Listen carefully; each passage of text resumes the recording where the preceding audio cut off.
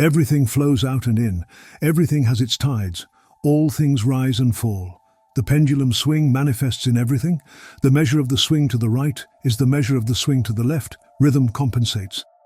The great fifth Hermetic principle, the principle of rhythm, embodies the truth that in everything there is manifested a measured motion, a to and from movement, a flow and inflow, a swing forward and backward, a pendulum-like movement, a tide-like ebb and flow, a high tide and a low tide, between the two poles manifest on the physical, mental, or spiritual planes.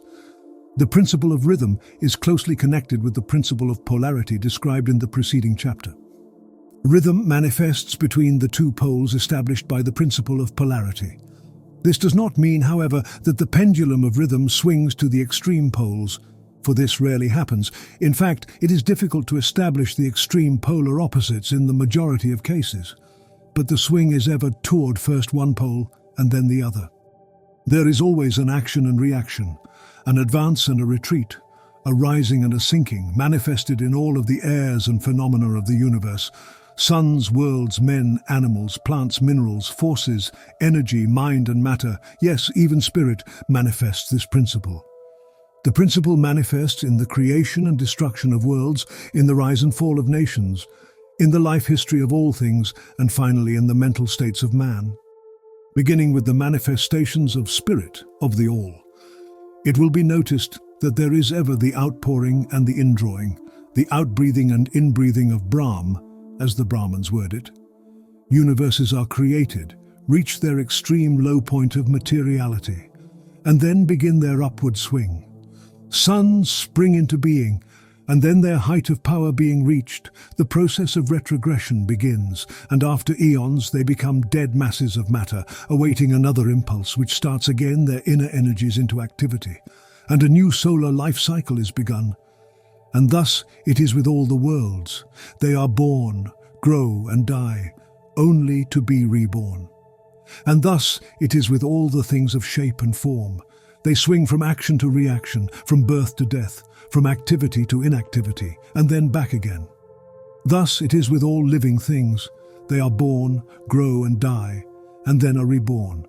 So it is with all great movements, philosophies, creeds, fashions, governments, nations, and all else.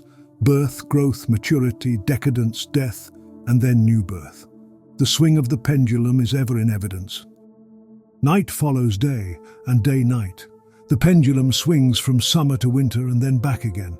The corpuscles, atoms, molecules, and all masses of matter swing around the circle of their nature. There is no such thing as absolute rest or cessation from movement, and all movement partakes of rhythm. The principle is of universal application.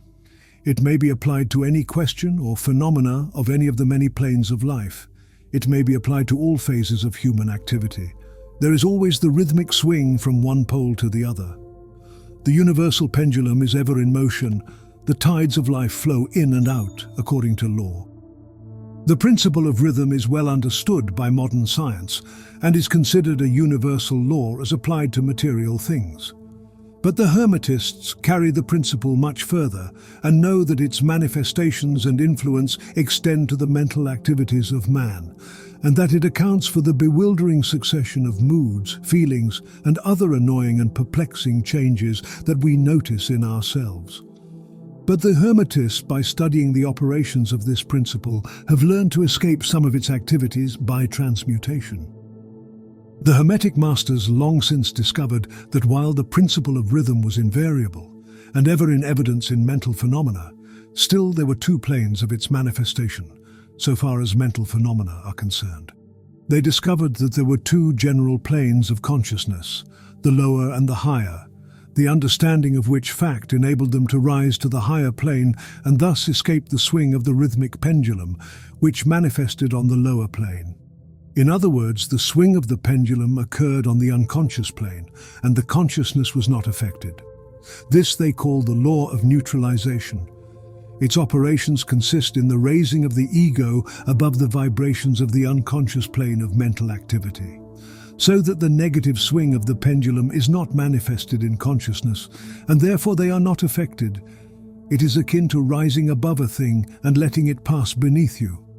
The Hermetic master, or advanced student, polarizes himself at the desired pole, and by a process akin to refusing to participate in the backward swing, or if you prefer, a denial of its influence over him, he stands firm in his polarized position and allows the mental pendulum to swing back along the unconscious plane. All individuals who have attained any degree of self-mastery accomplish this more or less unknowingly, and by refusing to allow their moods and negative mental states to affect them, they apply the law of neutralization. The master, however, carries this to a much higher degree of proficiency, and by the use of his will, he attains a degree of poise and mental firmness almost impossible of belief on the part of those who allow themselves to be swung backward and forward by the mental pendulum of moods and feelings. The importance of this will be appreciated by any thinking person who realizes what creatures of moods, feelings, and emotion the majority of people are, and how little mastery of themselves they manifest. If you will stop and consider a moment, you will realize how much these swings of rhythm have affected you in your life, how a period of enthusiasm has been invariably followed by an opposite feeling and mood of depression. Likewise, your moods and periods of courage have been succeeded by equal moods of fear. And so, it has ever been with the majority of persons.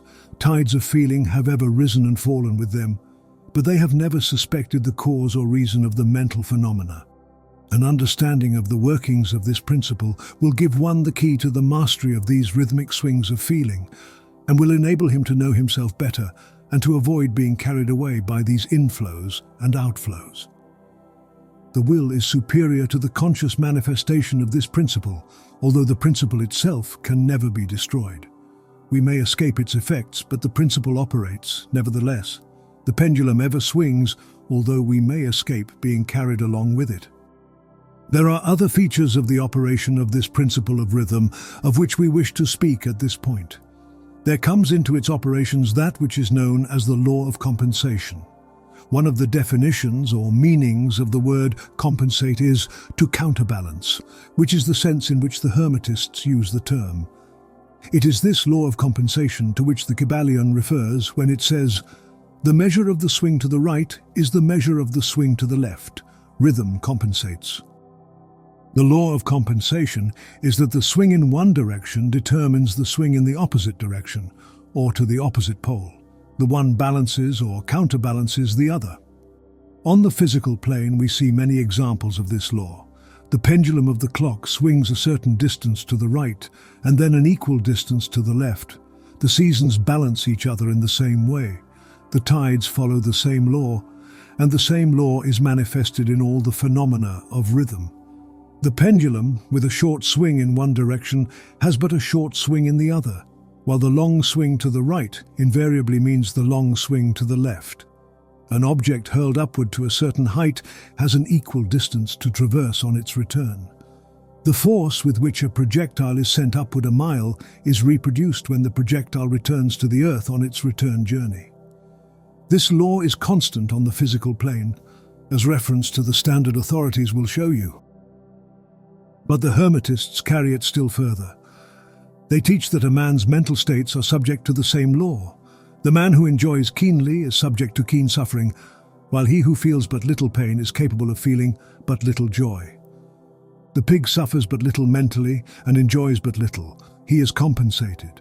And on the other hand, there are other animals who enjoy keenly, but whose nervous organism and temperament cause them to suffer exquisite degrees of pain. And so it is with man. There are temperaments which permit of but low degrees of enjoyment and equally low degrees of suffering, while there are others which permit the most intense enjoyment, but also the most intense suffering. The rule is that the capacity for pain and pleasure in each individual are balanced. The law of compensation is in full operation here. But the Hermetists go still further in this matter. They teach that before one is able to enjoy a certain degree of pleasure, he must have swung as far proportionately toward the other pole of feeling. They hold, however, that the negative is precedent to the positive in this matter. That is to say, that in experiencing a certain degree of pleasure, it does not follow that he will have to pay up for it with a corresponding degree of pain. On the contrary, the pleasure is the rhythmic swing, according to the law of compensation, for a degree of pain previously experienced either in the present life or in a previous incarnation. This throws a new light on the problem of pain. The Hermetists regard the chain of lives as continuous and as forming a part of one life of the individual, so that in consequence, the rhythmic swing is understood in this way, while it would be without meaning, unless the truth of reincarnation is admitted. But the Hermetists claim that the master or advanced student is able, to a great degree, to escape the swing toward pain by the process of neutralization before mentioned. By rising onto the higher plane of the ego, much of the experience that comes to those dwelling on the lower plane is avoided and escaped. The law of compensation plays an important part in the lives of men and women. It will be noticed that one generally pays the price of anything he possesses or lacks. If he has one thing, he lacks another. The balance is struck. No one can keep his penny and have the bit of cake at the same time. Everything has its pleasant and unpleasant sides. The things that one gains are always paid for by the things that one loses. The rich possess much that the poor lack, while the poor often possess things that are beyond the reach of the rich. The millionaire may have the inclination toward feasting and the wealth wherewith to secure all the dainties and luxuries of the table, while he lacks the appetite to enjoy the same. He envies the appetite and digestion of the laborer, who lacks the wealth and inclinations of the millionaire, and who gets more pleasure from his plain food than the millionaire could obtain even if his appetite were not jaded, nor his digestion ruined. For the wants, habits, and inclinations differ. And so it is through life. The law of compensation is ever in operation, striving to balance and counterbalance and always succeeding in time, even though several lives may be required for the return swing of the pendulum of rhythm.